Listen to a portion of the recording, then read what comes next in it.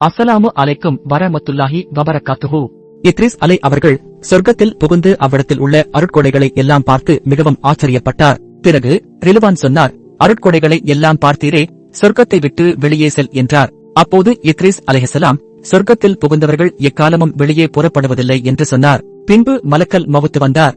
அவரிடம் இத்ரிஸ் கூறினார், மலக்கல் மவுத்தே, தேவை என்ன? 2 முறை ஒரு உயிரை வாங்குவதற்கு உம்மை சாட்டப்படவில்லை. ஒரு முறை என் உயிரை வாங்கினீர். அதனால் அல்லாஹ் சுபஹானஹு தஆலா என்னை உயிருடன் வைத்தான். மறுபடியும் நீர் ஏன் வந்தீர்? செல் என்றார். மலக்கல் மவுத்து அவருடைய இறைவனிடத்தில் சென்று, என் இறைவா, உன்னுடைய அடிமை இத்ரீஸ் சொன்ன செய்தியை நீ அறிந்திருக்கிறாய். அவரிடத்தில் போவதற்கு எனக்கு பாக்கியம் இல்லை. மேலும் உன் அடிமை இத்ரீஸ் சொன்னதாவது, எல்லா படைப்புகளும் மவுத்தை அனுபவிக்கும் என்று அல்லாஹு தஆலா ஏடுகளில் கூறியிருப்பது போல் மவுத்தை நானும் அனுபவித்தேன். இன்னும் அல்லாஹு தஆலா, நரகம் பார்க்காமல் உங்களில் நின்றும் சுவர்க்கம் செல்பவர் ஒருவரும் இல்லை என்று கூறினான். அதுபடி நானும் நரகத்தில் வந்து நரகத்தின் அதாபுகளையும் பார்த்தேன்.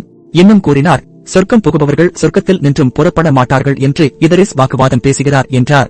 அல்லாஹ் செய்தி இறக்கி வைத்தான், என்னுடைய அடிமை இத்ரீஸ் உயர்த்தியான சொர்க்கத்தில் அவரது ரப்புடைய உத்தரவு கொண்டு புகுந்தார். நீர் அவரை புறப்பட சொல்ல வேண்டாம். அவர் என்னுடைய ஏவல் கொண்டு புறப்படுவார் என்று அறிவிப்பு வந்தது.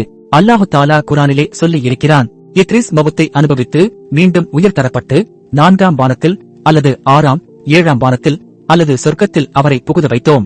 அந்த சொர்க்கத்தை விட்டும் அவர் புறப்படவில்லை. இத்ரீஸ் உண்மையானவராகவும் நபியாகவும் இருந்தார். அவரை உயர்த்தியான தளத்தில் நாம் உயர்த்தி வைத்தோம். அவர் சில வேளை 4ஆம் வானத்தில் அல்லாஹு தஆலாவை வணங்கிக் கொண்டிருப்பார். சில நேரம் சொர்க்கத்தில் போய் அருட்கொடைகளை எல்லாம் உண்பார். அதுதான் அல்லாஹு தஆலாவுடைய கட்டளை என்றானது.